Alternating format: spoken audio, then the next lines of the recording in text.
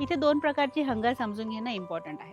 एक physical hunger, जी तुमच्या बॉडीची गरज आहे, आणि दुसरी हेडोनिक हंगर, जी बाकी कारणांमुळे होते. मॉडर्न लाईफस्टाईलमुळे हेडोनिक हंगर डॉमिनेट करते. ओझेम्पिक हा सिस्टीम हॅक करतं. हे GLP-1चं साईड इफेक्ट आर्टिफिशियली स्ट्रॉंग करतं, ज्यामुळे ब्रेनचा सटायटी सेंटर ॲक्टिवेट होतो आणि तुम्हाला लवकर फुल वाटायला लागतं. त्याचबरोबर हे गॅस्ट्रिक एम्प्टिंग स्लो करतं, म्हणजे खाणं जास्त वेळ पोटात राहतं. त्यामुळे भूक कमी लागते आणि नॅचरली तुम्ही कमी खाता. इथे खूप important point, Ozempic fat direct melt करत नाही.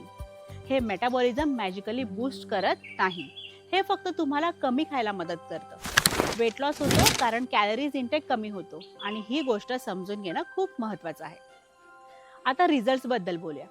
क्लिनिकल स्टडीजनुसार सेमाग्लुटाईड सारख्या ड्रग्समुळे एका वर्षात ॲव्हरेज 10 ते 15% बॉडी वेट लॉस दिसतो. न्यूअर ड्रग्ज जसं ट्रायझेप्टाईडमध्ये हा नंबर 18 ते 22 पर्यंत जाऊ शकतो. म्हणून याला गेम चेंजर म्हणतात.